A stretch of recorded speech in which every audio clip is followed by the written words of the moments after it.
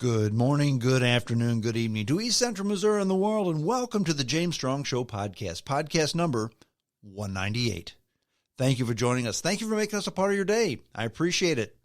This podcast was recorded on the morning of Saturday, December the 5th, from the James Strong Studio in western St. Charles County. My essay today is entitled, China, Austin, Clinton, Trump. How am I going to link those four entities together? Well, I've got a bunch of sources, actually just three sources for today's essay. The Wall Street Journal, the Austin American-Statesman, that's the local paper in Austin, Texas, and Vanity Fair magazine. So my sources are just as odd and convoluted as the title seems. Linking four unlikely entities into an essay in a free society? Sounds deep, right? Not really. I mean, most issues, events, most people, they're not as complex as they seem. Now, often they seem complex because they cover years, decades, sometimes even centuries of time, which means there's lots of moving parts. But the will or the goal is always the same. And it always seems to have to do with money, power, sometimes love. But as I sit here in my warm, cozy, comfy studio, looking outside at the cold December in the Midwest, I'm smiling because I'm speaking to you, dear listeners, because I want to. And you're listening to me because you want to. Everyone does as they please. Everyone. We all do.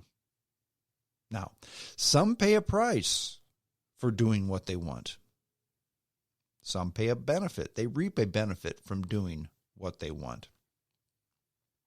So as I put these four entities, China, actually Hong Kong related to China, Austin, Texas, the Clintons, and Donald Trump, and I talk about these are the four faces of a free society, four unlikely faces of a free society, but four very, very good examples, okay? Different benefits received, different consequences applied. All different, but in many ways, all the same. Let's start with door number one, China or Hong Kong. Once upon a time, and I backed off of this just a little bit, only because, I used to post a lot on Facebook about the atrocities of mainland China onto Hong Kong. And I stopped basically because Facebook itself is it's a pit of ugliness, okay? That's the only way I can put it. And I'm, as you noticed or may not have noticed, I'm not on Facebook very often. People don't seem to care about stuff that I think is important. And I certainly don't care about things that most people think are important. Okay. I think that, I think that calling to the attention of atrocities and things going on outside of our own little microcosm are important.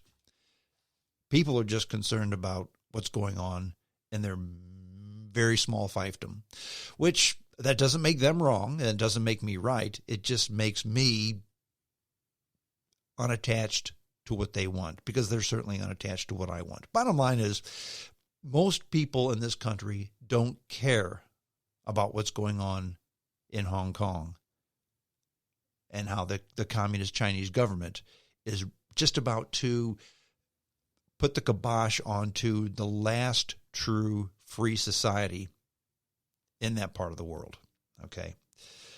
But I'm going to do part one of my essay on that because I like to think, and I hope I'm right, that the people who listen to this podcast aren't necessarily the same people who spend 23 hours a day on Facebook.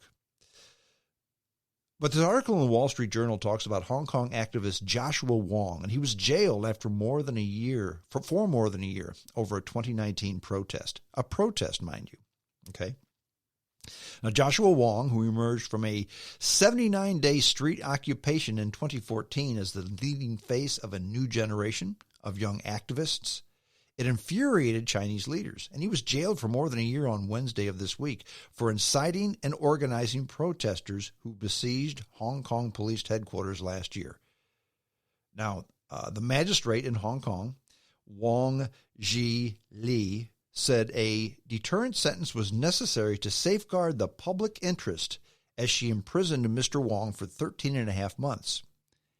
He and two fellow activists earlier all pleaded guilty to charges including inciting the rally that ramped up tensions between protesters and police in last year's mass uprising. Agnes Chow, 23, she wept as she received a 10-month sentence, and Ian Lam, 26, received a 7-month sentence for the same crimes. Now, the demonstrations outside of police headquarters on June 21st in 2019, they marked an escalation of protests that had begun in earnest 9 days earlier and gripped Hong Kong through 2019. Now, that night, thousands of the besieged forced high-rise apartment officials to be angry as they grew angry over the force by police in an earlier protest. Now, officers were unable to leave for many hours as some protesters pelted buildings with eggs, not police, buildings with eggs, wrote graffiti on the walls, and left dog biscuits for the police officers as they taunted them as dogs. Sound familiar? Now, these protests compared to the protests here in the United States are very tame. Nobody was harmed by the protesters. Now, was property damaged? Yeah, they did throw eggs at buildings, okay? Did they taunt the police? Yeah, they laid dog biscuits. Hey, you're a dog. Here's your biscuit. And they laid it on the ground, okay? And they sprayed graffiti on buildings, which is certainly destruction of property too. Now, the sentence is the harshest imposed on the 24-year-old Wong. He's been accused of other things. He served jail terms in the past, usually a month or a week or two here and there.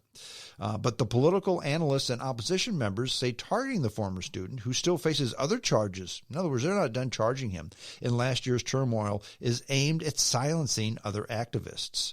Now, given his record of success, it is especially important for the government effort attempting to subdue Hong Kong's democratic movement that he be prominent among the activists to be punished. That's according to Suzanne Pepper, who's an independent academic who studied Hong Kong affairs for decades. Now, this will serve as an example to others, says Ms. Pepper. Now, since Mr. Wong was remanded in jail last week awaiting sentencing, he has managed to make public statements through a letter on his Facebook account and messages relayed through friends. Cages cannot lock up souls, Mr. Wong wrote on his online post, adding that pain and suffering would only strengthen our courage and conviction for democracy and justice. Now, Mr. Wong was able to post on Facebook because Facebook is allowed in Hong Kong for now. Facebook is banned in China. You cannot go onto Facebook. You cannot go onto Twitter. You cannot go on to even a Google search engine is banned in China. I know. I was there. I tried. But right now, Facebook is not banned in China for now. Look for that to change, by the way, my opinion. Now, to quell such opposition in the future, Beijing imposed national security legislation at the end of June that has muzzled academics, journalists, and politicians. Mr. Wong was among the candidates barred in July for running for elections for the city's legislature. Street protests have also been prohibited during the coronavirus pandemic. So Mr. Wong said they told him, you can't run for public office, even though these candidates really hold no power. They're just like a advisory board. They wouldn't even let him run, okay? Now, Mr. Wong is a frequent target of Chinese state media. Now, one commentary published before the trial in the Hong Kong-based Wen We Po, that's the name of the newspaper, okay, They called him a threat that shouldn't be released back to freedom. I'm going to repeat that. A newspaper called him a threat that shouldn't be released back to freedom. A quote in the paper said, "To tolerate Joshua Wong is a blasphemy to law and liberty. Mercy for Joshua Wong is equal to tolerance for violence." So the newspaper is called for this guy to be thrown in prison for the rest of his life. This is a newspaper that's allowed to operate because they're loyal to the Beijing government. You protested the government, you harmed nobody, and they're calling for you to be jailed for life. Consider that, dear listeners. Extreme, perhaps. Now, Mr. Wong has been given our generation an important voice. That's what Jeffrey Ngo says. He's a 25-year-old Washington-based student activist who worked with Mr. Wong in the youth political group called Democito before it was disbanded back on June 30th when the national security laws came into place. Mr. Ngo says, symbolic meaning of his imprisonment is strong. Okay, Mr. Ngo can say this because he's in Washington, D.C. He's not in Hong Kong. So it's kind of easy for him to talk out against the government. Mr. Wong drew ire from Beijing in 2019 for his participation in a September U.S. congressional hearing. You remember this hearing probably, where he urged Congress to pass a bill that would allow for greater sanctions against the city, that's Hong Kong, in the face of further crackdowns in civil liberties. The bill was passed 2 months later by the House and Senate and signed by President Trump soon afterwards, despite officials invalidating his candidacy for legislative elections. Remember, they said, nope, you can't run. But despite that, Mr. Wong was among the candidates with the most votes in an unofficial primary held by the Democratic camp. So imagine what would happen in this country if the government said, you can't run for public office. Your name's not going to be on the ballot. But you received more votes than anyone else anyway. Consider that. Now, Mr. Wong's ability to bring the voices of Hong Kongers to the international community is unmatched, said Sunny Zheng, who's a 24-year-old activist who testified along Mr. Wong last September here in Washington, D.C., and has left Hong Kong citing safety reasons. Whenever it feels like a movement is losing momentum and vigor, he's the one who always has the faith for Hong Kongers. So there you have it. Lots of people still speaking out. But no one is speaking out from Hong Kong because the three that did and the three that stayed are now in prison. And the leading Beijing leaning newspaper in Hong Kong says that Mr. Wong needs to be put in prison for the rest of his life. Now, that's face number one of the four faces of freedom. Number two, Dateline, Austin, Texas. And this is out of the Austin American Statesman. That's the local Austin, Texas newspaper. Steve Adler is the mayor of Austin, Texas, okay?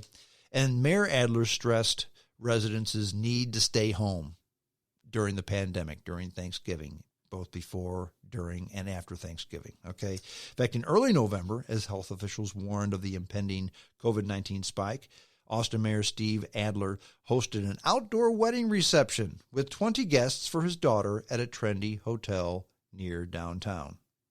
Now, the next morning, Adler and seven other wedding attendees boarded a private plane bound for Cabo San Lucas, Mexico, where they vacationed a week at the family timeshare. And it gets better, folks.